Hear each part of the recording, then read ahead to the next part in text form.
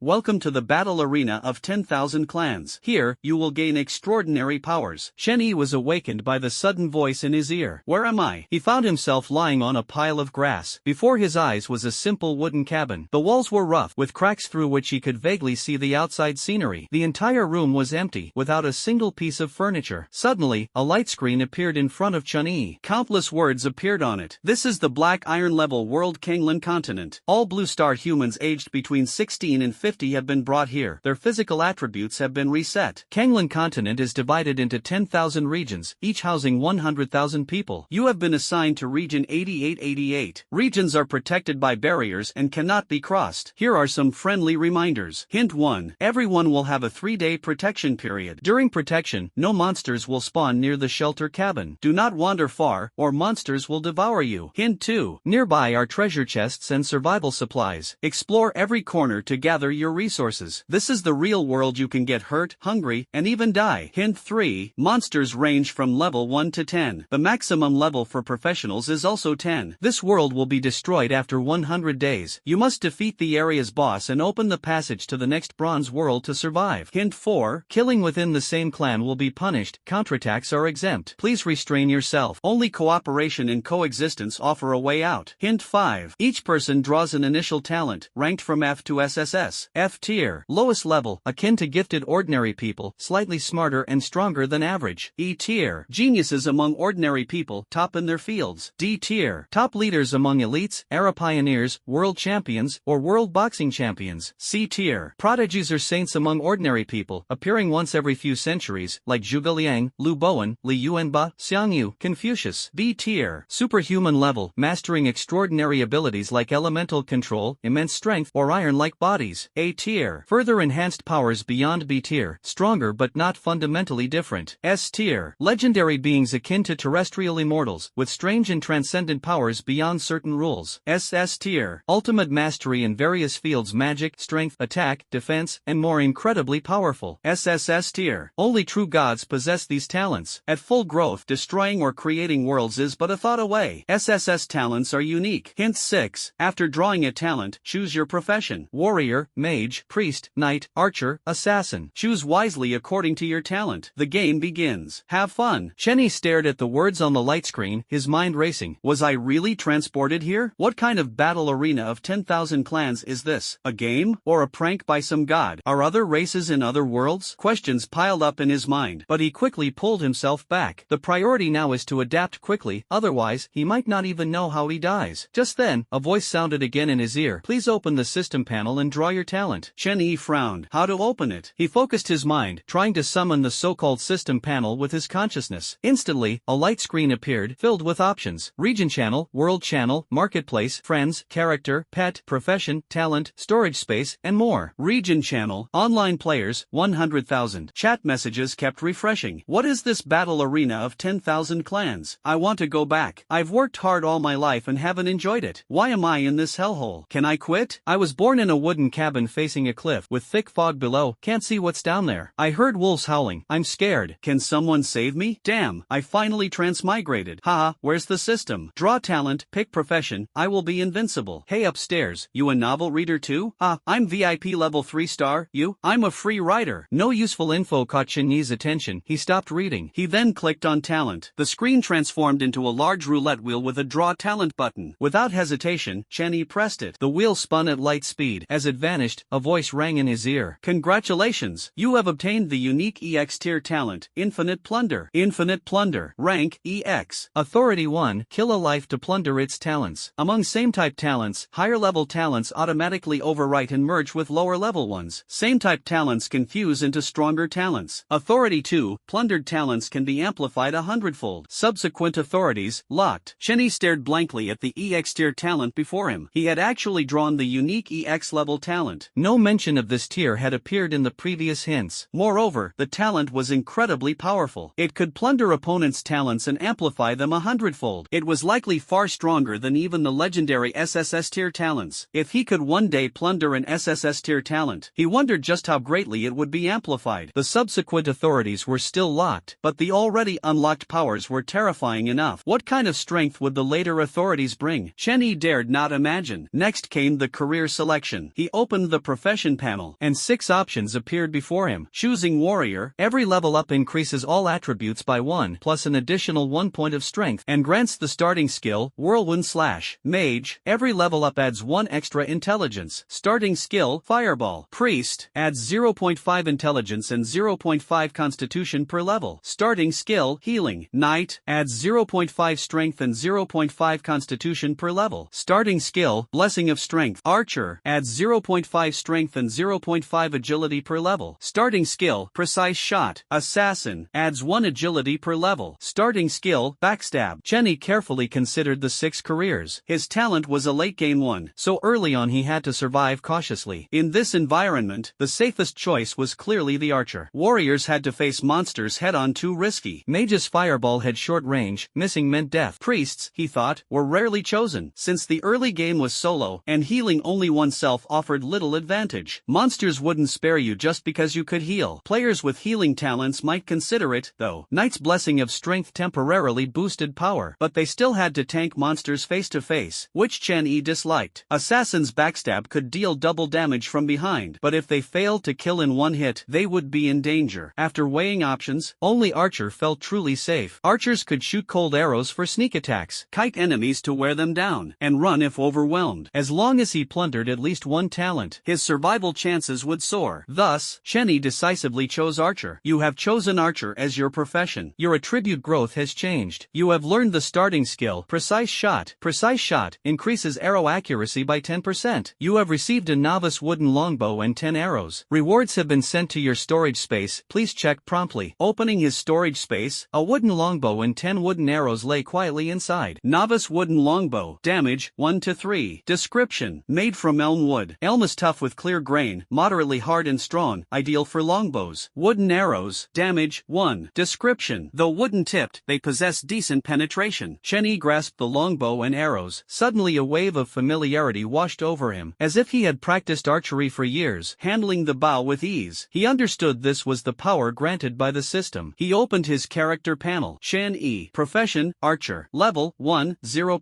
EXP. Base strength, 1.5. Base constitution, 1. Base agility, 1.5. Base intelligence, 1. Equipment, novice wooden longbow. 12 equipment slots: helmet, necklace, bracers, gloves, belt, boots, clothes, weapon, 2 rings, 2 bracelets. Talent, infinite plunder. Skill, precise shot. Description: a seemingly ordinary archer panel, but your talent grants infinite possibilities. Everything was ready. Chen-Yi looked outside. In the distance lay a forest shrouded in mist, hiding unknown dangers. Gazing at the fog, a flicker of unease stirred within him. After all, he was once an ordinary man. If danger struck, death would be certain. The newbie protection period lasted 3 days, but Chen-Yi had no intention of waiting idly for monsters to spawn. He needed to gain the ability to protect himself within these 3 days. He recalled the system's hint. There were supplies and treasure chests nearby. If so, he would first gather all the resources in chests. With that thought, Chen-Yi picked up his longbow and stepped out. Upon exiting, he realized his cabin stood on a grassy field, with the forest ahead, and a grassland behind, also veiled in mist. His house was surrounded by fog, with no cover around. When monsters spawn in 3 days, his cabin would be the first target. This thought stirred urgency in his chest. He licked his dry lips, realizing he hadn't eaten or drunk anything yet. At that moment, a gleam caught his eye. Looking closer, he saw a black iron chest less than 20 meters from the cabin. He cautiously scanned the surroundings, then dashed over. The chest was forged entirely from black iron, decorated with silver patterns. Eagerly, Chen-Yi opened the black iron chest. Inside lay 3 pieces of black rye bread, a 2.5-liter bottle of Nongfu spring water, and a ring. The bread and water were invaluable supplies, which he promptly stored away. The remaining ring, Chen-Yi examined closely. It was pale blue and cool to the touch. A light panel emitted from the ring. Precise ring. Accuracy, 1. Description: made from aqua copper, clear and bright. Seeing this, Chen-Yi immediately slipped the ring onto his finger. This ring was indeed a fine find. Chen-Yi slipped the ring onto his finger and immediately felt his vision sharpen. This accuracy-boosting ring would be a great help in his upcoming battles. He resumed searching around the cabin and eventually found 3 wooden chests. Opening them yielded a 500-gram compressed ration, a 1.5-liter bottle of Coca-Cola, and 3 rolls of toilet paper. Looking at the supplies, Chen-Yi thought to himself that these might only sustain him for 3 days. After that, he'd have to rely on himself. Gazing at the misty forest ahead, he decided to explore immediately. He avoided the grassland behind, as its openness made ambushes deadly. The forest's trees offered cover and routes for evasive maneuvers. After eating a couple bites of ration and sipping some cola, he rested briefly to regain strength. Gripping his longbow and an arrow, he set off toward the forest, storing the rest of his arrows for later use. At the forest's edge, visibility was poor, about 20 meters, but sufficient. As he stepped into the mist, a warning sounded in his ear. Warning, fog danger, proceed with caution. Ignoring it, he moved carefully forward. The sparse trees emitted a scent of rotting wood, leaves underfoot crunched with age. Suddenly, a dark shadow flickered ahead. Shenny tensed his grip, knocked an arrow, and drew his bowstring in one smooth motion. The shadow revealed itself as a teal-colored rabbit, cautiously nibbling fresh shoots. Swift Wind Rabbit. Level 1. Base Strength 0.7. Base Constitution 0.5. Base Agility 1.5. Base Intelligence 0.1. Talent Swift Wind Step. Swift Wind Step F tier. Permanently increases movement speed by 10%. Skill none. Description: inhabiting the Thousand Winds forest, these rabbits have been infused with wind elemental power. Excited, Shenny realized this was the Thousand Winds forest. If he killed this rabbit, would he truly plunder its talent? He took aim. The wooden arrow flew swiftly, piercing the rabbit before it could react, pinning it against a tree. Watching it struggle on the arrow, Shenny was surprised by the creature's vitality. He rushed forward, striking its skull with a punch. The rabbit's life ended with a crack. A golden light flowed from the rabbit into Chunyi's body, and his experience bar rose slightly. A voice announced, "Congratulations! You have plundered the Swift Wind Rabbit's talent, Swift Wind Step. Swift Wind Step amplified 100-fold to Swift Wind Speed. Swift Wind Speed. Rank D. Effect: increases movement and attack speed by 50%. Shenny pondered the D tier talent. Did each tier represent a 10-fold increase? F tier amplified to D, D to B, B to S, and so forth? He withdrew the arrow and stored the rabbit's body in his storage space, where time froze, preserving it perfectly. Simultaneously, he felt his body transform. Muscle fibers in his arms and legs rapidly restructured, boosting his speed and attack frequency. Now, he could sprint 100 meters in under 10 seconds, a massive improvement over his previous 15+ seconds as an unfit man. His attacks had become lightning fast, vital for an archer's survival. With Swift Wind Speed, Shenny gained confidence. Unless facing monsters faster than him, he would avoid harm. Pressing deeper into the forest, he reused the bloodied arrow as a crude tool. The fog thickened, visibility dropped to 10 meters. He marked trees to avoid losing his way. A shadow darted past. Shenny knocked and fired with practiced precision. The arrow struck another pinned Swift Wind Rabbit, bleeding heavily but unable to flee. His new talent made him far more formidable. He stored the corpse and continued hunting. Arrows snapped 5 broken so far, but every shot was a kill. When fatigue crept in, a golden glow signaled his level up, easing weariness and enhancing his stats. Regrettably, he had yet to encounter other monsters or plunder additional talents. As dusk fell and the fog turned gray, Shenny followed his trail back, knowing nighttime brought far greater dangers. When Shenny returned to the wooden cabin, the sky had already turned completely dark, enveloping everything in pitch black. He switched on the system panel, whose light instantly illuminated the entire cabin. The system showed the time as 1956, nearly 8 p.m. As a night owl used to sleeping at 2 a.m., Shenny found himself wide awake. Stepping outside, he gazed up at the sky. The moon in this world was noticeably larger than the one in his previous world, and the surrounding stars were sparse, a stark contrast to what he was used to. From the distant grassland came a few howls of wolves, which made Chunyi's heart quicken with excitement. He decided that tomorrow he would explore the grassland, curious about what kind of talents these wolves might possess. Feeling bored, Shenny leaned against a wall and opened the chat panel. The 8888 area channel showed 99,867 users online. Seeing that number, Shenny was taken aback. Those not online must be dead. Messages kept flooding in. "I'm in so much pain, they're eating my leg, can someone save me?" Wow, starting off with such explosive news, streaming it live to see who's eating you. Come on, no monsters spawn around the cabin in the first 3 days. How could you be attacked? Clearly a delusional kid making it all up. So bored, any girls here? Is a busty cute girl okay?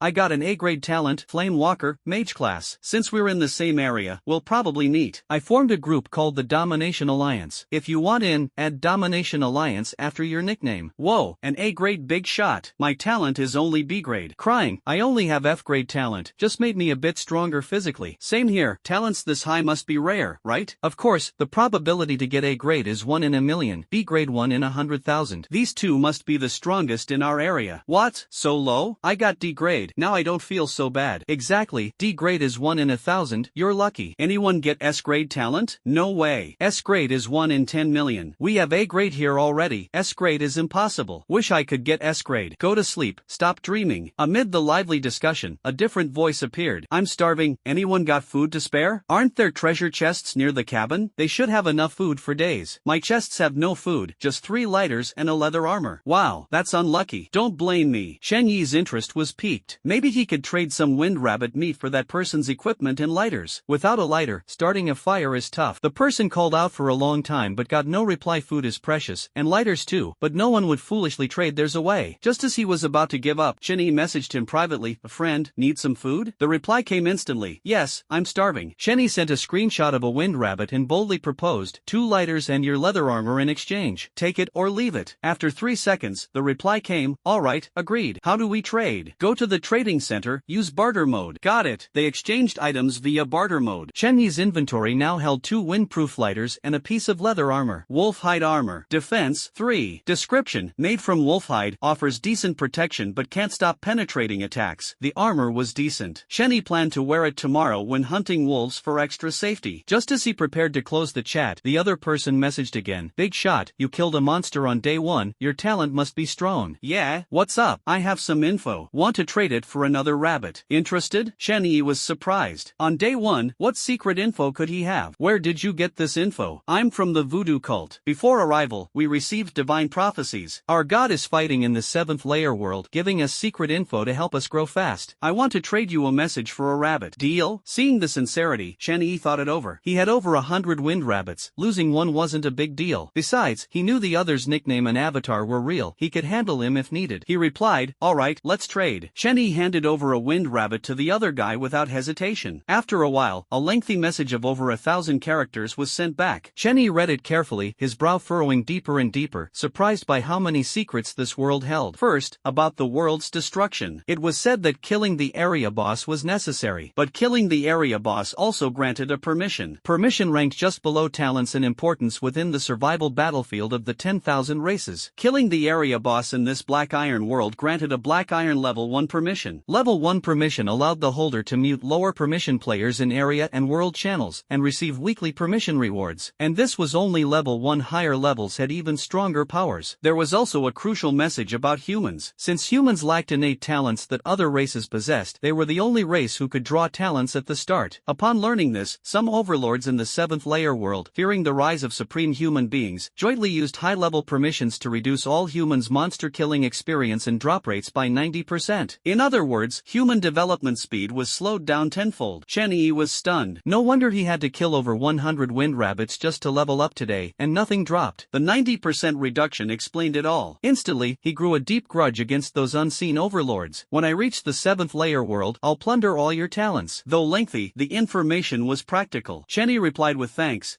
I'll remember." The other party responded cheerfully, "Yeah, rabbit meat is delicious. You should eat some too, big guy." "Huh, right, see you." "All right." Shen Yi then felt his stomach rumble. Maybe it was time to eat. He broke off a wooden beam from the roof, snapped it into sections, and lit it with straw. After simple cleaning of the wind rabbit's skin and innards, he skewered it with a broken arrow and began roasting. Soon, a savory aroma filled the air. He bit the crispy, fragrant skin first. Even without seasoning, the wind rabbit was flavorful. After eating 2, Shen Yi finally felt a bit full. After leveling up, switching classes, and gaining a D-grade talent, his appetite had clearly increased. Satisfied, he laid down on a straw pile and quickly fell asleep. Early next morning, Shen Yi ate 2 more roasted wind rabbits, drank half a liter of water, and resolved his basic needs before setting out. The dewy grassland smelled fresh with the scent of green grass. Walking through it, his pants were wet halfway up, sticky and uncomfortable. He cautiously scanned the surroundings. The mist on the grassland was lighter than in the forest, with about 50 meters visibility enough for him. Marking the ground as he went, after roughly 1,300 steps, Shen Yi spotted a lone wolf. Its fur was dull and scruffy, the wolf emaciated and lying in the grass, clearly a pack outcast. Prairie wolf. Level 3. Base strength 3.1. Base constitution 2.2. Base agility 3.5. Base intelligence 0.1. Talent, wild call. Wild call, F rank. Its howl summons companions, permanently increases physical attack by 5%. Skills, none. Description, packs exiled alpha, far past peak strength. Focusing intently on the old wolf before him, Shen Yi prepared his bow and arrow. The bowstring was pulled to its limit, aiming directly at the wolf's neck. With this wolf's constitution at 2.2 much stronger than the wind rabbit, it had to be a lethal shot. The arrow sliced through the air. The wolf sensed danger and opened its eyes too late. The arrow pierced its neck. A low howl escaped, quickly silenced by blood gushing from its throat artery. At that moment, a system message echoed in Shen Yi's ear. "Congratulations, you have successfully plundered the prairie wolf's talent, wild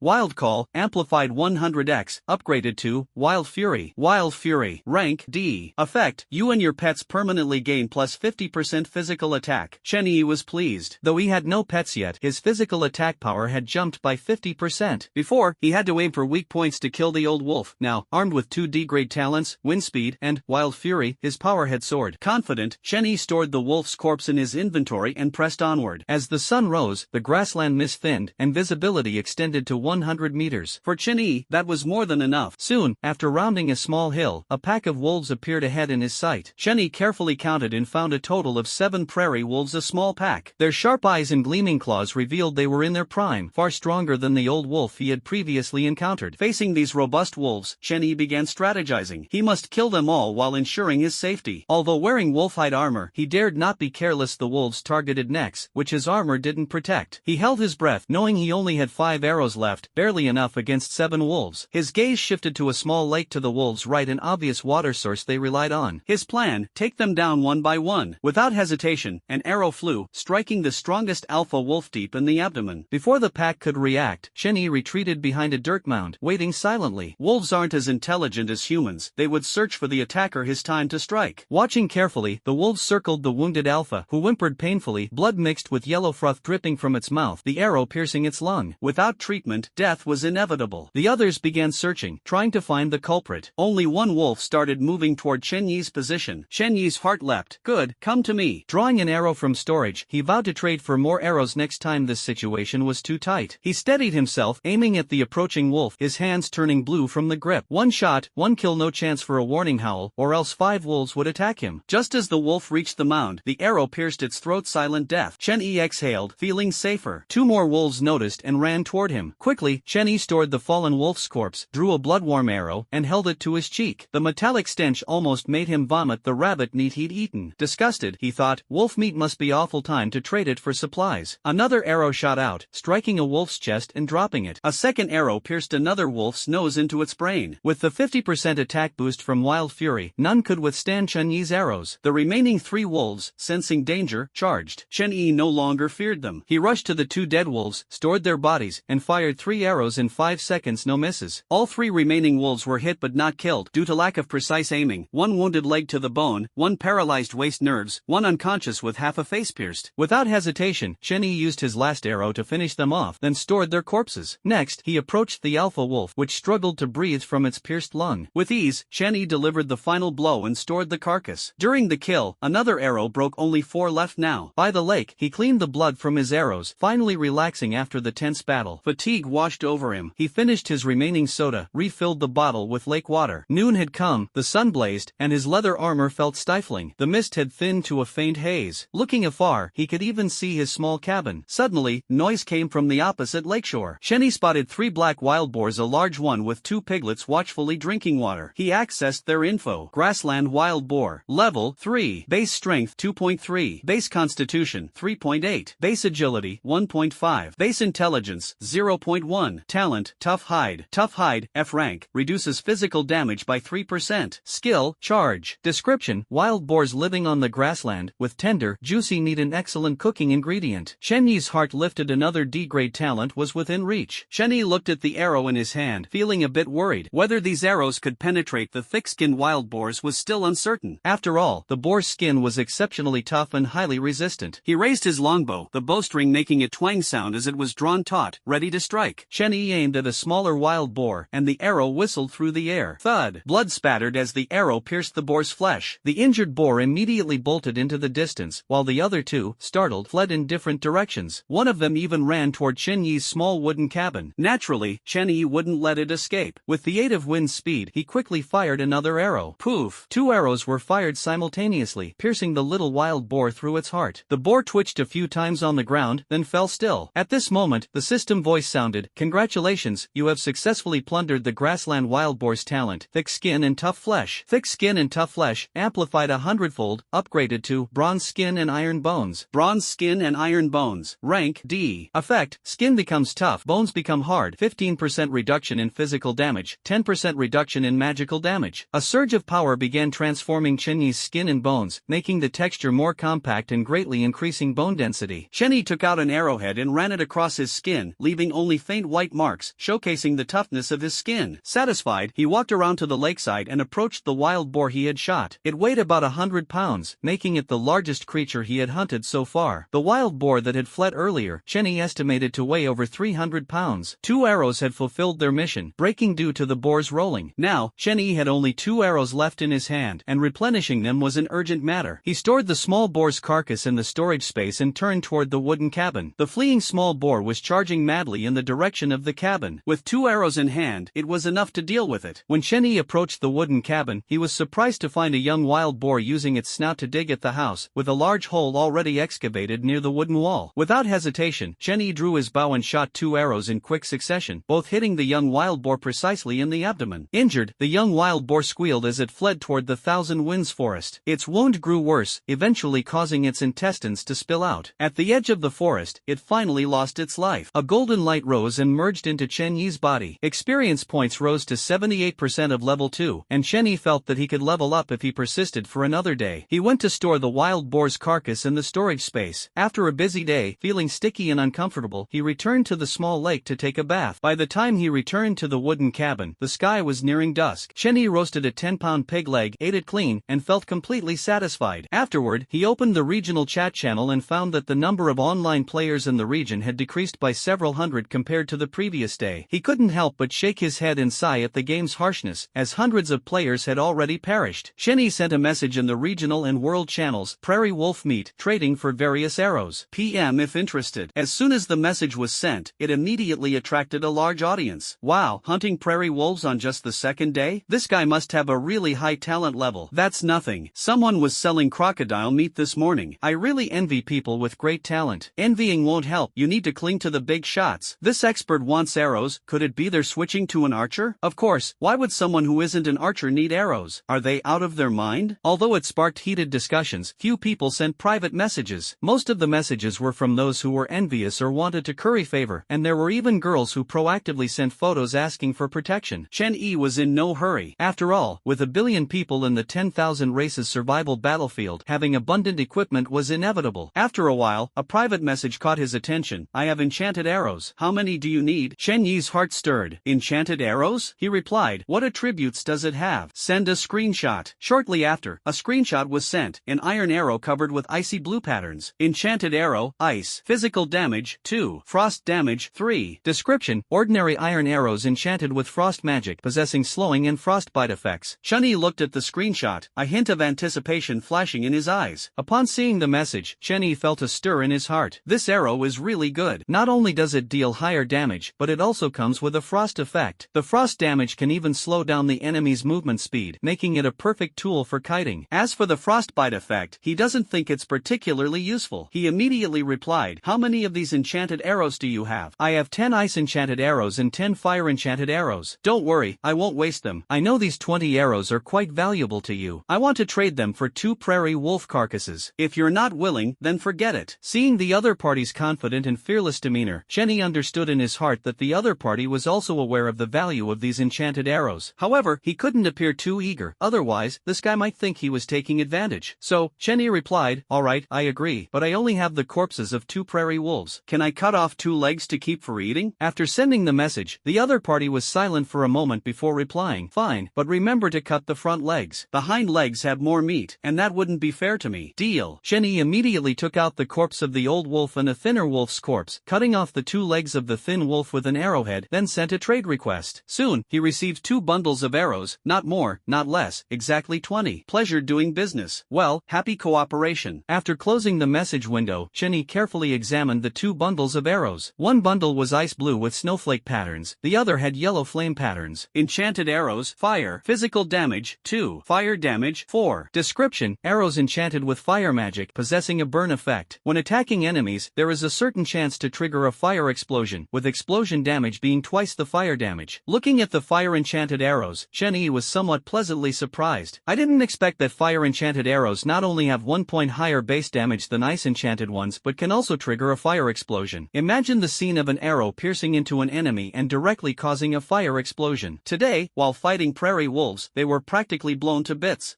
Shen was very satisfied in his heart. This batch of arrows would definitely give his strength a significant boost. Turning his gaze to the novice longbow in his hand, he knew this bow could no longer meet the upcoming demands and planned to replace it with a stronger one. He continued to send messages in the channel, looking to buy a high-damage bow, better than the novice bow. I'll trade with Swiftwind Rabbit Meat. Interested parties, please DM me. This time, the response wasn't as enthusiastic as before. Aside from some irrelevant private messages, there was almost no other response. After all, the game had just started, and getting these 2 bundles of enchanted arrows was already an unexpected surprise. Shen filtered out some useless messages and kept spamming the channel to buy longbows, looking to buy bows long-term, DM if interested. The cooldown time for the world channel is 1 minute, and for the regional channel, 10 seconds. As soon as his message was sent, it was instantly drowned in a flood of information. Among them, there was even someone selling rice cakes, claiming they had brought them in their pocket before crossing over, which made Shen tempted to buy a piece to try. After 2 hours, a special message finally appeared. Bro, I got a bow. Not sure if you're interested. Seeing the message, Shen Yi's spirits lifted. Goodness, this guy's luck was incredible. He had killed so many monsters himself and hadn't seen a single good item. He immediately replied, I'm interested. How much meat are you looking for? Do I look like someone who lacks meat? I'm reaching out mainly because this bow isn't of much use to me. Just give me something symbolic, and it's fine. Shen Yi felt touched after hearing this. He hadn't expected to meet such a generous buddy. Thanks, man. What's your profession? Let's add each other as friends. Whatever I get, I'll send it to you directly. Ah, that's fine. I'm a knight with an A-level talent. My golden body is decent. If you have any knight equipment or skill books, just give them to me. Chen Yi replied, alright, let's add each other as friends. My name is Chen Yi. No problem. My name is Lang Chi. Added you. Okay, approved. Let me show you the attributes first. The other party quickly sent a screenshot of a bow. Hunting recurve bow. Damage 3 to 5. Speed 1. Description: a recurve bow improved from a longbow, not only enhancing its lethality but also increasing its shooting speed. Chen Yi looked at this recurve bow and instantly fell in love with it. Goodness, the damage is more than doubled, the shooting speed is also increased, and the appearance is extremely stylish. The pitch black bow body exudes a metallic luster, with a beautifully elegant curve. The difference between a recurve bow and a longbow lies in the fact that the ends of the longbow's limbs curve toward the archer, like the longbow used by Gallo in Honor of Kings. The recurve bow, on the other hand, has the bowstring in contact with the limbs when strung, similar to the one used by Hawkeye in The Avengers. Subsequently, Chen Yi took out the carcass of a wild boar and directly initiated a trade with Lang Chi. The other party was clearly a bit surprised. Wow, you're so generous. This boar is almost worth as much as my bow. Ha, it's nothing. The trade was successfully completed, and Chen Yi got what he wanted: the hunting recurve bow. Holding the hunting recurve bow, Chen Yi was so fond of it that he couldn't put it down. He had already made up his mind to explore farther tomorrow. After bidding farewell to Lang Chi, Chen Yi fell into a deep sleep. The battle had been utterly exhausting. When he woke up, it was already 6 in the morning. He ate a full 5 pounds of roasted pork leg, drank plenty of water, and instantly felt rejuvenated, heading toward the small lake in high spirits. Today was already the 3rd day, and the surrounding mist had thinned to the point of being almost invisible. The novice protection period had only 1 day left, and he had no idea what kind of monsters might appear tomorrow. Therefore, Chen Yi cherished today especially, wanting to see what else he could pick up. After all, his talent allowed him to plunder whatever he could. Arriving at the small lake, the large wild boar that appeared yesterday was nowhere to be seen, perhaps frightened away by him. The lakeside was lush with water plants, and no other animal tracks were left on the ground, leaving Chen Yi somewhat disappointed. Since that was the case, he could only continue deeper into the grasslands. This time, he was no longer as timid as before. After all, having obtained enchanted arrows and a recurve bow one after another, his strength had greatly increased, like replacing a shotgun with a cannon. As Chen Yi was walking, the bushes in the distance suddenly rustled. A faint squeak sound came through. Without hesitation, Chen Yi immediately drew a frost arrow and shot it toward the ground. Squeak! A cry of pain rang out, followed by silence. A system notification sounded in his ears. Congratulations, you have successfully plundered the treasure hunting mole's talent, Treasure Hunter. Treasure Hunter multiplied by 100-fold, upgraded to Treasure Seizer. Treasure Seizer, grade D. Effect: increases drop rate by 10% when killing monsters, and has a 10% chance to increase the number of items by 1 when opening chests. Seeing this talent, Chen Yi was somewhat surprised. He hadn't expected to gain such an effect. Although it doesn't directly enhance combat power, it is a lifelong benefit that can help him obtain plenty of extra good items. He walked to the frost arrow deeply embedded in the ground, with blood seeping out from the nearby hole. Chen Yi pulled out the arrow and noticed the snowflake pattern had visibly faded. It seemed that this enchanted arrow consumed energy, so it would need to be used cautiously in the future. He reached out and retrieved a mole's corpse, cold as ice, and placed it into the storage space. As he continued walking forward, a deep wolf howl echoed across the grassland. grassland. A whoa! Shenny turned toward the sound and saw a giant wolf with Snow White fur standing atop a protruding boulder, howling at the sky. The giant wolf stood over 3 meters tall, exuding an awe-inspiring presence that sent chills down one's spine. Shen Yi's heart tightened as he grew cautious. Could this be the legendary boss? He lay down, hiding his body in the grass, and observed the information about the white wolf from a distance. White Wolf King, Black Iron level boss, level 5, base strength 7, base constitution 8, base agility 10, base intelligence 2, talent, wild attack. Wild attack, E, attack power increases by 15% during combat. Skills, claw strike, pounce, savage roar. Seeing this E-level talent, Chun-Yi couldn't help but feel his heart race. If he could seize this talent, wouldn't he directly possess a C-level talent? Thinking of this, he slowly stood up, half squatted, and an icy arrow appeared in his hand. First, he had to limit the speed of the White Wolf King. After all, its agility was as high as 10 points, while his was only 3 points, a huge gap that could only be compensated for by slowing it down. Then, he drew the recurve bow to its maximum extent and released. The arrow traced an arc through the air, heading straight for the White Wolf King. The White Wolf King was no ordinary foe. Sensing the threat of the frost arrow, it immediately dashed toward the boulder below. However, the frost arrow was already close and struck its hind leg directly. Frost quickly spread and solidified from the wound, causing the White Wolf King's left hind leg to go numb, greatly hindering its movement. Shen Yi was also discovered, and the White Wolf King charged at him in fury. However, due to its frozen and numb left hind leg, its speed was halved. Seeing the limping wolf pounce toward him, Shen Yi showed no mercy and knocked another arrow, shooting out a frost arrow. At that moment, the White Wolf King suddenly halted its movement, and the frost arrow narrowly missed it. This was the first time a creature had dodged his arrows, which surprised Shen Yi quite a bit. He did not get discouraged and continued to knock arrows and shoot, one after another. Although the White Wolf King kept dodging, it was still hit by 3 arrows, which pierced its shoulder blade, tailbone, and right foreleg. At this moment, the White Wolf King had 4 frost arrows embedded in its body, covered in ice, exuding a chilling aura. Shen Yi secretly marveled at the White Wolf King's incredible vitality. The White Wolf King, its eyes filled with hatred, suddenly let out a deafening roar, a savage roar skill. With its frozen body, it could only rely on this kind of sonic attack. The intense vibrations made Shen Yi's ears buzz. He would never allow himself to be attacked. Quickly pulling out a flame arrow, he prepared to test the power of this fire-enchanted arrow. The flame arrow, carrying a streak of blazing firelight, shot straight toward the immobilized White Wolf King. At this moment, the White Wolf King could only watch helplessly as the arrow flew toward him, barely tilting his head. The flame arrow grazed the corner of his mouth and precisely struck his cheek. The moment the arrow hit, boom! A loud explosion erupted, and flames instantly engulfed the arrow. The White Wolf King was overwhelmed with pain, letting out a whimper. At this moment, the White Wolf King was enduring the torment of both ice and fire. Shen Yi did not wait for a moment and shot another flaming arrow, which flew accurately into the gaping bloody mouth of the White Wolf King. Boom! A violent explosion erupted from the White Wolf King's mouth, the intense impact flipping its upper and lower jaws, blood splattering everywhere, creating a gruesome scene. Shen Yi showed no mercy and immediately shot another flaming arrow. Finally, the flaming arrow exploded again at the White Wolf King's neck, and the gushing blood splattered like a fountain. After about 5 minutes, the White Wolf King's life force completely dissipated, and its massive body collapsed with a thud. At the same time, a dazzling white light burst out from the White Wolf King's body, and golden radiance quickly surged into Chen Yi's body. A voice sounded in his ears. "Congratulations, you have leveled up." Successfully plundered the White Wolf King's talent Wild Attack. Wild Attack amplified 100-fold, upgraded to Wild Instinct. Wild Instinct, grade C. Effect, attack relying on instinct. Hit rate increased by 15%, damage to weak points increased by 50%. Congratulations, your talent meets the fusion conditions. Beginning fusion. Shen Yi felt a surge of heat throughout his body, his muscle fibers constantly shifting, as if some power was awakening within him, transforming his physique. Primal Instinct is fusing with Savage Fury and Swift Gale. Fusion complete. B-level talent, Beast Blood Boiling. Beast Blood Boiling, grade B. Effect, your and your pet's attack power, attack speed, and movement speed are increased by 100%, hit rate is increased by 20%, and weak point attacks deal double damage. Shen Yi. Profession, Archer. Level 3, experience 0%. Base strength 4.5. Base constitution 3. Base agility 4.5. Base intelligence 3. Equipment, hunting recurve bow, precision ring. Talents, infinite plunder, beast blood boiling, iron skin, treasure hunter. Skill, precision shooting. Description, the archer's strength is greatly enhanced by the talent, brimming with infinite possibilities. Shen Yi looked at the talent description and couldn't help but be amazed. He hadn't expected the talent fusion to be so powerful, directly giving birth to a B-level talent. The strength instantly improved by several levels. He gently waved his hand, and gusts of wind swept through the air. As he started running, the wind howled, and his heart was filled with immense excitement. With this new newfound power, he felt more confident about facing tomorrow's monster respawn. Turning his gaze to the White Wolf King's corpse, Chenny was drawn to the burst of white light emanating from it. This was the first time he had obtained something, and he couldn't help rubbing his hands together before reaching into the white light. In an instant, a white eggshell appeared before his eyes. White Wolf Pet Egg. Description: drip a drop of fresh blood onto the egg to hatch the white wolf to fight for you. It turned out to be a pet egg. He just happened to need a pet, truly a gift from heaven. Chenny let a drop of fresh blood fall onto the eggshell, and fine cracks instantly appeared on its surface. A white wolf, about the size of a newborn puppy, leaped into Chenyi's arms. The little white wolf affectionately nuzzled Chenyi's arm, filling his heart with warmth. At the same time, the attributes of the little white wolf clearly appeared before Chenyi's eyes. White Wolf, Level 1. Base Strength 1.8. Base Constitution 1.5. Base Agility 2. Base Intelligence 0.1. Talents: Wild Attack, Beast Blood Boiling, Temporary. Skills: Claw Strike, Pounce, Savage Roar. Introduction: a miniature version of the White Wolf King, with great potential. Chenny looked at the little white wolf in his arms, feeling quite surprised. He hadn't expected it to fully inherit the White Wolf King's talents and skills. Coupled with the Beast Blood Boil talent, the level 1 little white wolf's strength was extraordinary. He placed the little white wolf on the grass and turned his gaze to the corpse of the White Wolf King. Although he didn't like eating wolf meat, the boss's corpse would definitely fetch a good price, and perhaps he could even extract a rare talent from it. Afterward, Chenny retrieved the scattered enchanted arrows nearby one by one and pulled out the arrows embedded in the White Wolf King. The enchanted energy of these arrows had been consumed to varying degrees, especially the 2 flaming arrows that had just exploded. The flame patterns had already dimmed. He put away the arrows, and with a flash of white light, the White Wolf King's corpse was stored in his inventory. He glanced at the time. It was only 11 a.m., still early. With the newly acquired White Wolf pet, it was better to focus on leveling up first. Chenyi, accompanied by the little white wolf, continued venturing deeper into the grasslands. The little white wolf trotted energetically, following closely behind. One man and one wolf gradually disappeared into the vast depths of the grassland. As night fell, Chenyi returned to the wooden cabin. At this moment, the little white wolf had already reached level 3. In the afternoon, Chenyi encountered a wolf pack, 13 prairie wolves in total, all of which he eliminated. Chenyi's level also increased to level 3, 78.22%. To his surprise, the little white wolf's leveling speed was incredibly fast, seemingly unaffected by the experience reduction. Just by eliminating this pack of wolves, the little white wolf reached level 3. A pet's level cannot exceed its master's, so the little white wolf remained at level 3. It is precisely because of this that Chenyi harbored even greater resentment toward those privileged ones. He should have been leveling up smoothly like a little white wolf, but now it had become so slow. All of this was caused by that group of people. He secretly vowed to wipe them all out. Subsequently, Chenyi simply roasted over 10 pounds of wild boar meat and feasted with the little white wolf. After eating and drinking to his heart's content, he opened the chat window in the regional channel. At this moment, people were generally panicked about the impending monster respawn. Some had only left their wooden huts once since the beginning, and after collecting supplies, they had been hiding in their huts ever since. Next, the real battle is about to begin. Fear even caused some people's internal organs to spasm. The regional channel has 97,865 people online, and more than 2,000 have already disappeared. Damn it, what kind of monsters will spawn tomorrow? Someone asked anxiously. I don't know, but I went outside, and I was on an island. I actually saw a mermaid, another person replied. What? A mermaid? Someone exclaimed. What does the mermaid look like? Hurry up and take a screenshot to show us, someone urged. Yeah, the person above is right. I've never seen a mermaid in my life, another person chimed in. Mermaids? Could they be as beautiful as in fairy tales? Someone wondered. Don't ask. Let me tell you, they're ugly, very ugly. You definitely wouldn't want to see them. That person flatly denied. How ugly are they? I want to see. I really want to see, someone insisted. Exactly, we want to see the ugly ones. Who looks at the beautiful ones seriously anyway? Someone joked. Someone upstairs said they wanted to see a mermaid. I have a little goldfish here. Want to see it? Someone joked. Is your goldfish even serious? Someone questioned. Serious or not, just take a look first. That person didn't mind. Chenyi scrolled through the chat history. The topic was getting more and more off track, filled with meaningless nonsense. Just as he was about to give up, a message caught his attention. I am Lu Tianming, the Flame Walker talent holder. The Overlord Alliance has been established, and 3 people have already joined. If members of the Overlord Alliance can come to my shelter, I will provide unconditional assistance. Attached to the message was a group photo of Lu Tianming and 3 other professionals, 4 young men. Leading the group, Lu Tianming looked no older than 16 or 17, right in the middle of his teenage years. Having an A-level talent, making such a move is not surprising. Seeing this message, Chenyi was somewhat surprised. Unexpectedly, someone had already passed through the mist and formed a group at this moment. It seems these people are relatively close to to each other. Thinking of this, Chen Yi became curious and couldn't help but wonder if there were other humans nearby. However, during his outings over the past few days, he hadn't found any traces of other wooden cabins. He continued to scroll through the chat logs. I found an abandoned temple here. I don't know what's inside, but I don't dare to go in. What? There are actually buildings here? Could it be that there was once a civilization in this world? I'm not sure whether civilization existed or not, but I do know that in 97 days, this world will be destroyed. If we can't defeat the area boss, everyone will die. Hearing you say that makes me feel like time is really tight, but my talent is only E level, and I don't even have the confidence to fight monsters outside. Stop making excuses upstairs. I only have an F level talent, strong and sturdy, and I've already leveled up to 2 by killing bloodthirsty rats. What are you afraid of with an E level talent? Bro, you're mighty and domineering, but you're still an F level talent. If you had a D level talent, taking down the area boss would be a piece of cake. Stop flattering me. I just practiced martial arts for 2 years before crossing over. Honestly, if someone who practiced martial arts or sports before came here, they'd definitely be way ahead of others. Yeah, I used to train in Sanda on the school sports team, and coming here, I feel much stronger than you guys. Physical fitness has been initialized, so why is there still a gap? Although physical fitness has been initialized and placed on the same starting line, skills and muscle memory haven't disappeared. Wow, then a lot of people must have gone out to fight monsters and level up by now. Of course, did you think anyone would wait for you? Here, the only outcome for those who can't keep up is death. This is not a game. You can't come back to life after dying. This is the real world. So unfair, damn it, I really miss home. I miss home too, but now that we're here, what can we do? Looking at these chat logs, Chen Yi suddenly felt a surge of helplessness in his heart. He also missed home, but he didn't have a real home on Blue Star. Growing up in an orphanage, he had fewer attachments. As for that abandoned temple, it was too far away for him to even consider. Gradually, Chen Yi drifted into a haze as drowsiness overtook him. In the middle of the night, a piercing system alarm woke him up. Alert! Alert! Informing all human players, the novice protection period has ended. Monsters will randomly spawn near the shelter in 10 minutes. Danger is imminent. Everyone get ready. Please upgrade as soon as possible, defeat the area boss, and unlock the passage. This world is on the brink of destruction. The piercing system alarm suddenly sounded, jolting everyone awake. Whoosh! The chat channel was instantly flooded with messages. Damn it, why refresh at midnight? It's so dark, I can't see a thing. Yeah, this late? They're practically killing us. I have a torch. I think I can hold on for a bit. Envious, I can only cast fireball spells. Be careful, who knows how many people will die tonight. You're making me even more scared by saying that. Oh whoa. Don't be afraid, those monsters aren't that formidable. I, with an E-level talent, just took down a brown bear face to face. Holy crap, you're amazing. Chen Yi was now gripping the hunting recurve bow tightly, with an arrow ready to be fired at any moment. The white wolf became alert upon seeing this, as if sensing the imminent danger. Oh whoa. 10 minutes passed in the blink of an eye. Suddenly, the entire atmosphere of the world became heavy and oppressive. Chen Yi heard the sound of dense footsteps in the distance near his ears, numbering around dozens. Through the cracks in the wooden house's wall, he looked outside. Under the moonlight, dozens of skeletal remains slowly crawled out from the ground, empty-handed, carrying no weapons. Whoosh! With a shriveled skeleton, hollow skull, and ghostly flames burning in its eye sockets, it wandered around aimlessly. Seeing these humanoid skeletons, Chen Yi was slightly surprised. He hadn't expected undead-type monsters to spawn. He immediately pulled up the skeleton's basic attributes to check if they had any special talents. Undead skeleton. Level 1. Base strength 0.5. Base constitution 1. Base agility 0.5. Base intelligence 0.1. Talent Undead resurrection. Undead resurrection F. After the skeleton is destroyed, as long as the soul fire remains unextinguished, it can be revived through nearby bones. Skills None. Introduction. The lowest level undead. An ordinary person can handle 10 of them. Chen Yi was quite surprised to see the undead resurrection talent, not expecting such a strong effect to only be F level. Without thinking much, he stepped out of the wooden hut, with the white wolf following closely behind. This group of skeletons has low attributes and poses no threat at all. Even ordinary people without extracted talents or job changes can easily handle them. As soon as Chen Yi appeared, he instantly attracted the attention of the surrounding skeletons. A flaming arrow appeared in his hand. He drew his bow, knocked the arrow, and aimed at the skull of one skeleton before shooting. Since it is known that the skeleton's soul fire resides in the eye sockets, it must be shot there. The firelight carried the arrow straight through the skeleton's eye socket. Flames immediately ignited on the skeleton's frame. The skeleton's bones, long dried and withered, were extremely flammable. At the same time, a system notification sounded in Chen Yi's ear. Congratulations, you have successfully plundered the undead skeleton talent, Undead Resurrection. Undead Resurrection has been amplified 100-fold and upgraded to Bone Resurrection. Bone Resurrection. Grade D. Effect, after death, can be resurrected as an undead, retaining everything from before. Seeing this talent, Chen Yi was overjoyed. He didn't expect the system to grant him such a god-tier talent. After all, death here is irreversible, but he possesses this ability, which is equivalent to having an extra life. Even if resurrected as an undead, with the power of infinite plunder, no matter how small a skeleton he becomes, he can still rise to become a supreme powerhouse. At this moment, the white wolf also began attacking the skeleton horde. The level 3 white wolf was formidable, and with each swipe of its front claws, the skeletons were scattered one after another. But the soul fire on the skeleton's skull remained unextinguished, floating in the air, attempting to reconstruct its body and revive. Chen Yi saw this and stepped forward, smashing the skull with a punch. The skeleton's skull was brittle, breaking effortlessly, and so, accompanied by the burning flames. Within an hour, Chen Yi had slain 34 undead skeletons. His experience bar was stuck at level 3, 99%. Killing a few more would allow him to level up. Afterward, he piled the skeleton bones together and used them as fuel to roast the Gale rabbit. One rabbit was clearly not enough. He and the white wolf ended up eating 12 in total. After eating and drinking to his fill, Chen Yi returned to the cabin with the white wolf, and all the skeletons around had been completely cleared. Finally, he could peacefully take a nap. Before sleeping, Chen Yi opened the regional chat channel. At this moment, the number of online users had dropped to 91,564. In just 1 hour, 5 to 6,000 people had died. This left Chen Yi quite surprised. After all, the strength of these undead skeletons wasn't very high, so how could so many people die? During the chat, some people were discussing heatedly. These skeletons aren't really strong. Even the wild beasts I've encountered are stronger than them. Yeah, I thought they'd be tough to fight, but they were taken down in no time. I really can't figure out how those people ended up dead. To put it bluntly, they were probably scared to death and had no strength to resist. Otherwise, even at level 1, they wouldn't lose to these skeletons. That's right, these skeletons shatter at a touch. Just use a sword to smash their skulls. Life and death are determined by fate. The monsters that refresh later will definitely be stronger, so we need to level up quickly. Exactly, the monsters are all level 1 at the start, but they'll get tougher in the future. If we don't hurry and get stronger, we won't even be able to handle the small monsters in the end. Sigh, these monsters give so little experience. I've killed so many and only leveled up to 2. The difficulty of leveling up is just insane. Don't even mention it, the drop rate is ridiculously low. Nothing good ever drops. What's the point of playing? Chen Yi looked at these comments and sighed inwardly. Everyone has realized the seriousness of the problem. Faced with the current predicament, Chen Yi was at a loss. After all, he didn't have the authority to make any modifications to the game data. Moreover, adjusting the experience and drop rate of a race would definitely require extremely high-level permissions. Did you forget what that person said earlier? That was something only a few big shots working together could achieve. It's absolutely impossible to alter the system settings by relying on one's own strength alone. Sleepiness had not yet taken over, and Chen Yi found it difficult to fall asleep, so he continued watching the chat in the channel. At this moment, a message caught his attention. Selling an arrow requires 100 pounds of meat. Trade at the exchange. Contact if interested. The sender's profile picture was of a middle-aged man, with a level displayed as level 3. Judging by appearances, he seemed to be a player with decent talent. Just one arrow? Chen Yi was curious and immediately chose to private message. Friend, it dropped when I killed a skeleton earlier. Interested? The other party replied shortly and sent a screenshot of the arrow. It was a white bone arrow shrouded in a black aura, looking eerie and sinister. Cursed arrow. Physical damage, 1. Cursed damage, 10. Description. Crafted from extremely durable white bones, it contains the power of a curse. Upon hitting an enemy, it inflicts continuous curse damage per second for 1 minute. The curse effect takes effect instantly. Seeing this cursed arrow, Chen Yi's heart trembled. This 100 pounds of meat for arrows is absolutely worth it. The continuous damage reaches 600 points. No creature can withstand it. This can completely become a powerful weapon in hand. When encountering troublesome enemies, just use cursed arrows to deal with them. Definitely a killer move. He replied without hesitation. Can I trade it for 5 prairie wolves? Sure, let's go to the trading post. The transaction was completed quickly, and soon Chen Yi obtained the cursed arrow. Holding it in his hand, it felt cold and eerie, making him shiver involuntarily. Immediately stored it in the storage space, feeling very satisfied. However, he also understood that the era of exchanging meat and supplies for equipment was over. As levels increased, people no longer lacked food or clothing. Since this world had no currency, bartering became the main means of trade. Chen Yi simply stopped overthinking and decided to rest. The next morning, the barking of the white wolf woke Chen Yi up. It tugged at his pant leg, constantly signaling for him to go outside. Chen Yi was a bit surprised. Could it be that something had changed again? He followed the white wolf out of the wooden cabin. What came into view was a herd of bison leisurely grazing on the grassland behind. These bison were all robust and well-fed, standing about 2 meters tall and weighing over 2,000 pounds each. An average adult cow typically weighs only around 1,200 pounds. Chen Yi checked their attribute panel. Prairie Bison. Level 4. Base Strength 5.9. Base Constitution 6. Base Agility 3. Base Intelligence 0.5. Talent. Body of the Wild Ox. Body of the Wild Bull. Strength growth increases by an additional 0.1. Skill. Rampage. Group Charge. Description. Lives on the prairie, relying on grasslands and lakes for survival. Chen Yi pondered, is this a newly spawned monster? It seems that yesterday there were not only undead skeletons but also these wild buffalo. The vast grasslands are no longer there, but this is exactly what he wanted to see. With more monsters appearing, his plundering talent can improve faster. The wild buffalo's talent, Mighty Bull Body, is extremely suitable for him, as the strength growth bonus is exactly what he needs. However, with the large number of bison, Chen Yi was momentarily unsure how to proceed. If he provoked a group charge, his small wooden cabin would likely be doomed. He took out a frost arrow and cautiously circled to the rear of the bison. Since that's the case, he could only take them down one by one. These bison are not as clever as prairie wolves. Taking them down one by one is not difficult. Chen Yi lay on the grass, targeting a bison that was farther away. The frost arrow accurately hit its tail, and the cold quickly froze the surrounding area. The bison, immensely strong, did not let out a cry but instead charged angrily toward Chen Yi. Seeing this, Chen Yi did not rush to shoot the arrow but instead retreated while walking backward. He did not want to alarm the other wild buffalo and had to complete the hunt silently. The wild buffalo couldn't match Chen Yi's speed, and he continuously shot frost arrows while running. After chasing for several kilometers, the wild buffalo finally collapsed with a loud thud. A system notification sounded in my ear. Congratulations on leveling up. Congratulations on successfully plundering the prairie bison's talent, Bull's Body. Bull's Body has been amplified 100-fold and upgraded to Strength of 9 Bulls. Strength of 9 Bulls. Grade D. Effect. Strength growth increases by 0.5. The later the attribute stage, the more significant the power enhancement. Growth bonus is not a simple multiplier relationship. Strength attribute has been completed. Please check promptly. Chen Yi checks his attribute panel. Chen Yi. Profession, Archer. Level 4. Experience 0%. Base Strength 8. Base Constitution 4. Base Agility 6. Base Intelligence 4. Equipment, Hunting Recurve Bow, Precision Ring. Talents, Infinite Plunder, Beast Blood Boiling, Iron Skin, Treasure Hunter, Bone Resurrection, Strength of 9 Bulls. Skill, Precision Shooting. Introduction, a well-established archer's profile with unlimited potential, possessing the talents to become the strongest. At this moment, Chen Yi was filled with confidence and anticipation. Chen Yi immediately felt a significant surge in his strength, with his muscles becoming more solid and powerful. His abilities had clearly improved considerably. What pleased him even more was that this growth in strength was already approaching the level of a warrior. In the future, the higher the level, the enhancement brought by the increase in strength attributes is unmatched by other talents. After all, archers also need strength. Without sufficient strength, everything is just empty talk. Don't you see Lu Bu and Huang Zhong? Which of them didn't rely on immense strength to become enemies of 10,000? Thinking of this, Chen Yi decisively stored the over 2,000-pound wild bull into the storage space. Removing the internal organs, he could harvest at least over 1,000 pounds of meat, enough for his food supply for the next month. Turning to look at the herd of wild buffalo still leisurely grazing on the grassland, Chen Yi knew it was time to continue the hunt. In the following time, he continued to use the previous tactics, calmly and steadily taking them down one by one. In less than a day, Chen Yi hunted 34 wild buffalo, wiping out the entire herd. The experience points smoothly climbed to level 4, 46%. The little white wolf also reached level 4 with full experience. As soon as Chen Yi levels up, it will naturally follow. What was surprising was that after slaughtering this group of wild bulls, Chen Yi did not feel fatigued. Compared to before, his progress was tremendous. Just as he was immersed in his gains, a system notification sounded in his ears. Due to your slaughter of the buffalo herd, you have attracted the attention of the Buffalo King. The Buffalo King will respawn in the barbaric blood prairie in 1 hour. The Buffalo King holds extreme hatred toward you, and its attack power will increase over time. Please kill it as soon as possible. This news left Chen Yi momentarily stunned. It is now 4 in the afternoon, and in another hour, the Buffalo King will appear. That will be the first battlefield boss he faces. Chen Yi felt a trace of panic in his heart, unsure of how strong the Buffalo King truly was. If he couldn't withstand it, he would have no choice but to flee with the white wolf to save their lives. His gaze fell on the small wooden cabin that had accompanied him for 3 days, and he couldn't help but feel a bit of attachment. At least when firewood was scarce, this place still had its uses. He carefully inspected his equipment and found that several of the 20 enchanted arrows had completely lost their enchantment patterns, rendering them equivalent to ordinary arrows. But now was not the time to worry about this. Chen Yi pondered, ordinary wild bulls are over 2 meters tall, so just how massive is the wild bull king? Even if all 20 arrows are used for shooting, would the effect be as feeble as scratching an itch? His gaze shifted to the cursed arrow quietly quietly floating in the storage space. He had already made up his mind, if those 20 enchanted arrows failed to kill the Wild Bull King, he would use this cursed arrow. After all, fortune favors the bold. If the Wild Bull King can be slain, its powerful talents can surely be seized. Subsequently, Chen Yi headed to the Forest of Thousand Winds with the White Wolf. The novice protection period had ended, the dense fog had cleared, leaving only an endless expanse of trees. He placed the hunting recurve bow aside and rested quietly under a large tree. At this moment, being able to rest a little longer is a blessing. The White Wolf, carefree, leaped through the forest, chasing butterflies. Time passed slowly. Suddenly, moo! A thunderous bellow of a cow echoed from the grassland, and the ground trembled slightly. Chen Yi immediately stood up, and the figure of the Wild Bull King suddenly appeared before his eyes. What came into view was a massive black wild bull, as tall as a two-story building, aggressively approaching him. With each step it took, the ground trembled. In its enormous eyes, as bright as searchlights, burned an endless fury. Chen Yi swallowed nervously and couldn't help but examine the attribute panel of the Wild Bull King. Wild Bull King, Black Iron Level Boss. Level, 9. Base Strength, 18. Base Constitution, 21. Base Agility, 11. Base Intelligence, 1. Talent, Unstoppable Momentum. Bullish Charge, E. When facing creatures of a lower level than you, reduce their attack power by 15% and increase your own attack power by 15%. Skills, Rampage, Wild Bull Hornstrike. Description: the Wild Blood Prairie's Bull King, fighting day and night to reproduce, now personally steps in for revenge. Seeing this panel, Chen Yi felt utterly powerless. The 20 arrows he shot up would probably be as ineffective as scratching an itch. He decisively abandoned the plan to use enchanted arrows and immediately switched to the cursed arrow in his hand. Black energy swirled around the arrow, making even the scorching daytime seem a bit cooler. Moo! The Wild Bull King seemed to sense the threat, let out an angry roar, and suddenly launched a bull charge at Chen Yi. Moo moo! It charged forward with the momentum of an armored tank. Chen Yi did not hesitate, drawing his bow and nocking an arrow. In the next second, the cursed arrow shot out. Thud! The sound of flesh being pierced rang out clearly. The arrow firmly pierced into the flesh near the scapula of the Bison King. Black energy quickly spread from the arrow as the center, covering the entire body of the Bison King. Since it was continuous damage, the Bison King did not immediately stop its charge, and its momentum remained fierce. Seeing this, Chen Yi quickly fled deeper into the Forest of Thousand Winds, secretly laughing to himself. Want to crash into me? Go crash into a tree first. In just a few breaths, Chen Yi had already darted past dozens of towering trees. Behind him came the sound of trees breaking with loud cracks. The Wild Bull King possessed astonishing strength. With this charge, it forcefully broke through over a dozen trees, but due to its massive size, it got stuck among the trees and couldn't move forward. Moo moo! The Wild Bull King roared in despair, the curse on its body continuously devouring its life. Chen Yi stood quietly not far away, witnessing the scene, and couldn't help but feel a trace of pity. The once majestic Wild Bull King was now tormented by the curse, its skin torn and battered, covered in scars, with maggots writhing in the festering wounds, a truly horrifying sight. Under the torment of sustained damage as high as 600 points, it was still able to survive, a testament to its tenacious vitality. Chen Yi looked at it, his face full of heartache. What a pity, such a corpse is probably no longer edible and has likely already rotted and decayed. After waiting for a full minute, as the black mist gradually dissipated, the curse was finally lifted. But the Wild Bull King was already on the verge of death, its wounds shocking to behold. Chen Yi did not hesitate and shot 2 arrows straight at its eyes. Moo! The Wild Bull King howled in pain as the arrows pierced through its head. About 3 minutes later, the Wild Bull King finally breathed its last. Immediately, a golden light even larger than that of the White Wolf King surged out of its body and merged into Chen Yi's body. A voice rings in your ears. Congratulations on leveling up. Congratulations on successfully plundering the Wild Bull King's talent, Unstoppable Bull. Unstoppable Bull has been amplified 100-fold and upgraded to Bull Charging the Heavens. Raging Bull, C. When facing an enemy, reduce the enemy's attack power by 30% and increase your own attack power by 50%. Congratulations, 2 talents meet the fusion conditions. Raging Bull and strength of 9 bulls have fused into the talent 9 bulls and 2 tigers. 9 bulls and 2 tigers. Grade, B. Effect, gain the strength of 9 bulls and 2 tigers, with an additional 1-point increase in strength growth. Enemy attack power is reduced by 40% when facing you, specific value adjusted based on the strength difference between both sides. You will also gain the attack power reduced from the enemy. Chen Yi looked at the text on the screen and couldn't help but be amazed. The second B-level talent came so quickly. Although the description is somewhat vague, attack power adjusts with strength difference can be understood as, when the enemy's strength is much higher, the reduction effect will weaken. However, gain the reduced attack power of the enemy is rather puzzling. Could it be that as long as you face enough enemies, you can convert all the weakened portions of their attack power into your own attack power bonus? If that's the case, 9 bulls and 2 tigers will far surpass Beast Blood Boiling, possessing a higher potential. Check Checking the attribute panel, Shenyi has already risen to level 5 at 22.43%. Strength has directly jumped to 10 points due to the growth bonus. He felt a significant boost in core strength, and the increase in agility made his movements lighter and more flexible. Compared to the chubby otaku appearance when he first arrived, it's a world of difference. Pulling out the arrow, Shenyi returned to the wooden cabin with the little white wolf. Looking at the small cabin he had grown accustomed to over the past 3 days, he made a decision in his heart: he must upgrade as soon as possible and could no longer stay here. The monsters here respawn in limited numbers, and with 2 B-level talents, his strength had already improved significantly. As long as you don't encounter a monster as formidable as the Wild Bull King, there's basically no danger. In his heart, he once again glared angrily at those with authority. If it weren't for them slowing down his leveling speed, he would have already surpassed level 10 by now. The more he thought about it, the angrier he became. The more determined he felt. Isn't it just the 7th layer of the world? With the infinite Plunder talent, why worry about not being able to enter the 7th layer? If I can't get in, then truly no one is more qualified than me. Afterward, Shenyi decisively dismantled the wooden cabin, obtaining a large amount of dry wood. The trees in the Forest of Thousand Winds are damp and hard to burn, so the wooden cabin served its purpose perfectly. Gazing at the Forest of Thousand Winds and the Savage Blood Prairie, he stood at the border between the two. In the end, Shenyi chose to step into the Savage Blood Prairie. After all, he was familiar with this place, whereas in the Forest of Thousand Winds, who knew what dangers might be lurking? Although he could be reborn as an undead after death, ultimately, he still preferred his human identity. Then, he stepped deeper into the barbaric Blood Prairie. Meanwhile, a 3-person team was fleeing at full speed. Hot on their heels was a pack of emaciated, ravenous prairie wolves. The wolf pack used encirclement and interception tactics to close in on the trio step by step. If nothing unexpected happens, the 3 will undoubtedly be exhausted and eventually meet their end at the wolves' jaws. Coincidentally, Shenyi happened to witness the scene. Watching the 3 being chased, Shenyi did not step in to help. With a cold and stern gaze, from a distance, the 3 appeared fierce and malicious, clearly not good people. Saving them will only cause trouble. Might as well let the wolf pack enjoy them and seek justice for them later. Just as Shenyi was about to stand by and do nothing, a system notification suddenly sounded in his ear: assist your kin to gain experience rewards. Upon hearing this, Shenyi was somewhat surprised. Helping one's kin can earn experience? Doesn't that mean the priest class is among the fastest to level up? Since I can gain experience, I might as well give it a try. He muttered to himself, wondering if the experience gained from helping his kin would be affected by experience reduction. If it would, then it's better to meddle less in such matters in the future. If not, then he should try to help as much as possible. Before the voice had faded, whoosh, whoosh, whoosh, 3 arrows shot out at incredible speed, precisely hitting the 3 prairie wolves running in the lead. The 3 wolves fell to the ground on the spot, their running momentum flinging their bodies forward, blood splattering everywhere. Although these arrows had lost their enchantment power, they were still lethal. The 3 people being chased were instantly stunned, then realized someone had come to save them, and immediately became overjoyed. They had thought they were doomed to die today, but unexpectedly someone stepped in to help, and their mood instantly lifted. The 3 ran even harder. Immediately after, a series of arrows were shot out, and the 8 emaciated prairie wolves chasing them were all cleanly killed by Shenyi. Each arrow hits its mark with deadly precision. Among them, the man who had switched to being an archer had a glint of greed in his eyes, clearly attracted by the exquisite bow in Shenyi's hands, guessing that the equipment was extraordinary. Shenyi patted the white wolf, which had already reached level 5. Stay here. Now the white wolf had grown larger, standing at 1.5 meters tall, quietly lying in the grass, waiting. Shenyi came to the wolf corpses, storing them one by one into his storage space and automatically removing the arrows. At this moment, the 3 people walked over. Looking at the bow and arrows on Shenyi, all 3 couldn't help but admire him. The leading warrior spoke: brother, we really have to thank you. If it weren't for you, the 3 of us would have been torn apart by the wolf pack. Shenyi said no more, immersed in the system notification sound. Congratulations, you have saved 3 of your kind and received a certain experience reward. Shenyi stared at the experience bar in surprise. It had increased by 30%, more than killing 20 monsters. He came to his senses and responded calmly, it's nothing, just a small effort. What are you planning to do? The leading warrior introduced himself. My name is Lu Qingshu, this is Wang Xiaoshan, and that's Thomas. I switched to the warrior class. Wang Xiaoshan is an archer, and Thomas is a priest. The 3 of us crossed over to the grasslands, and our wooden houses are very close to each other. We happened to form a team, but unexpectedly provoked a wolf pack and had to desperately flee for our lives. Shenyi nodded, calculating in his mind. If he acted directly, he would definitely be punished by the system. Moreover, the greed revealed in Wang Xiaoshan's eyes just now made him even more vigilant. In that case, it would be better to provoke them into acting and let them expose themselves. Shenyi nodded,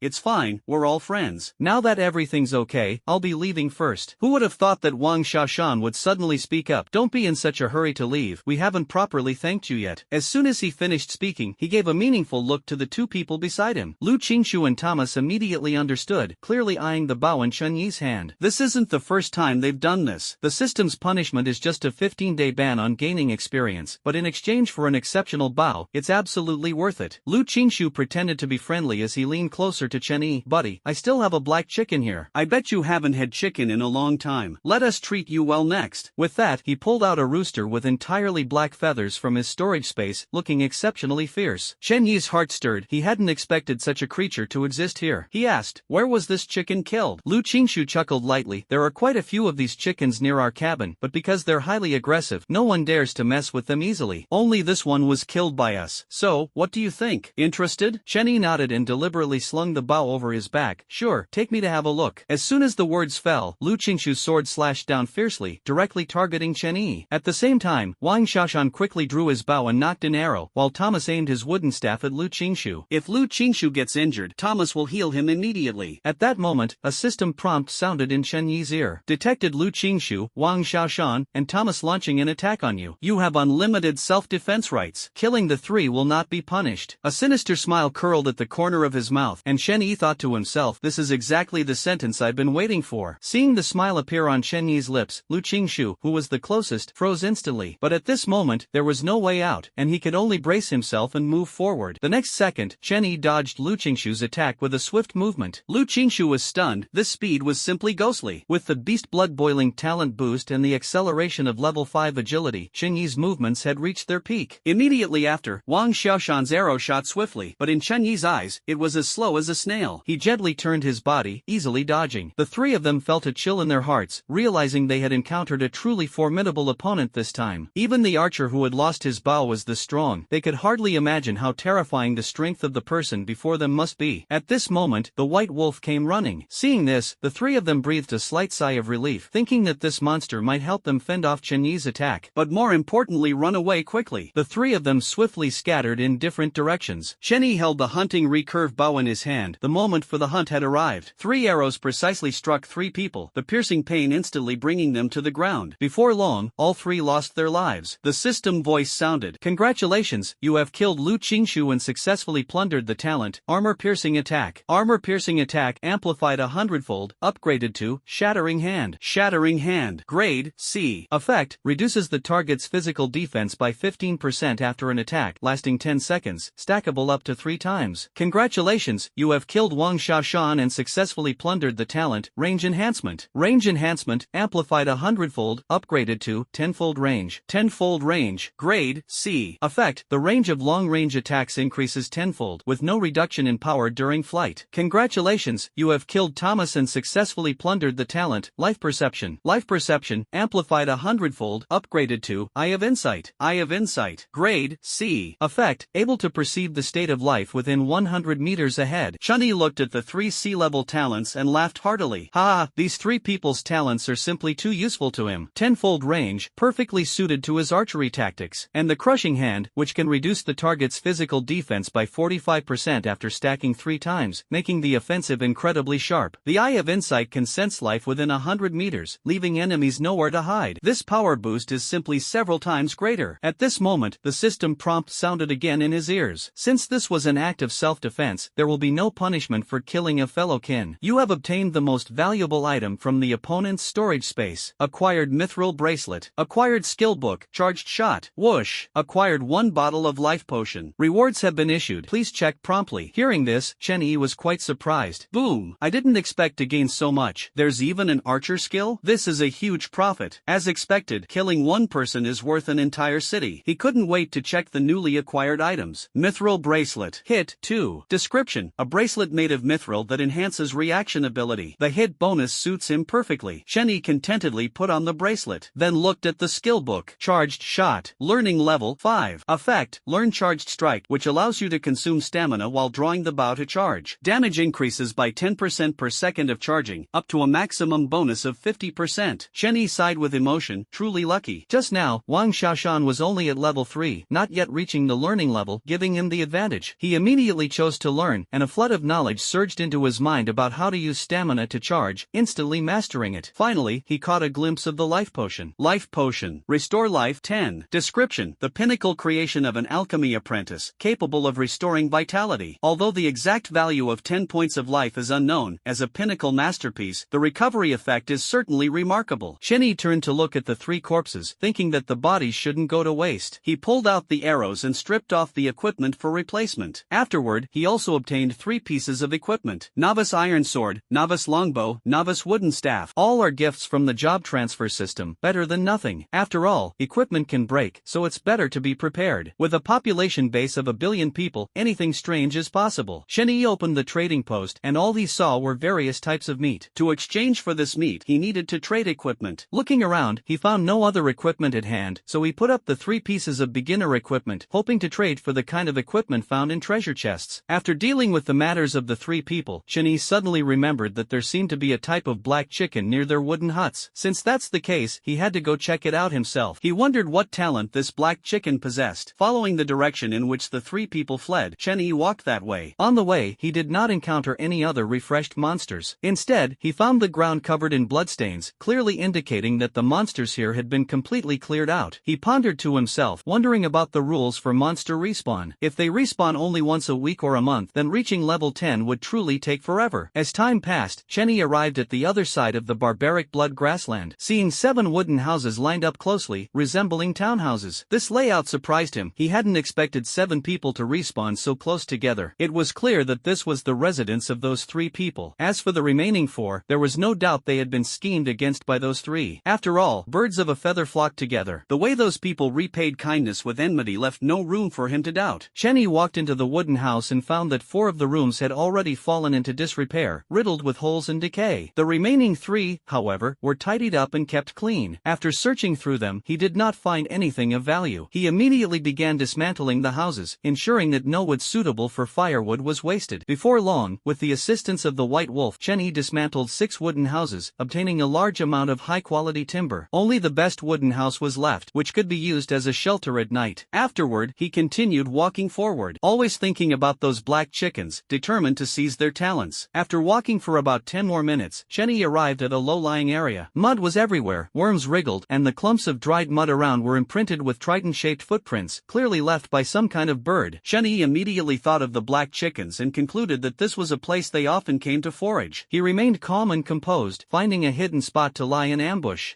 The White Wolf was sent to guard the rear, preventing any surprise attacks. After waiting for about 3 hours, the sky gradually darkened. Finally, a group of black-feathered black chickens wobbled their way over. With the eye of insight, the state of the black chickens' lives is fully visible even in the dark, akin to advanced infrared radar. He counted roughly 50 of them. Shenyi did not hesitate, drawing his bow and knocking an arrow, aiming at the strongest one among them. The arrow tore through the air, instantly piercing the body of the black chicken. The remaining black chickens scattered in panic. Shenyi naturally did not let them go, shooting several arrows in succession, ultimately leaving 13 behind. The system voice sounded. Congratulations, you have successfully plundered the black feather chicken's talent, Wild Growth. Wild Growth 100-fold amplification, upgraded to Heart of the Wild. Heart of the Wild. Grade C. Effect: after consuming sufficient food, randomly increases an attribute by 0.1 points, effective once per day. Immediately, the system sounded again. Detected that your talent meets the fusion conditions, initiating automatic fusion. 9 bulls and 2 tigers, and Wild Heart, are fusing. Congratulations, you have obtained the A-level talent, Predatory Power. Predatory Power. Grade A. Effect: after consuming sufficient food each day, gain 1 point of base strength. When facing enemies of a lower level than you, reduce their attack power by 40% and gain a corresponding attack power bonus, value adjusted based on the attribute gap between both parties. A strong change emerged within Shenyi's body, and his stomach began to churn with acidity. He had never experienced such an intense feeling of hunger,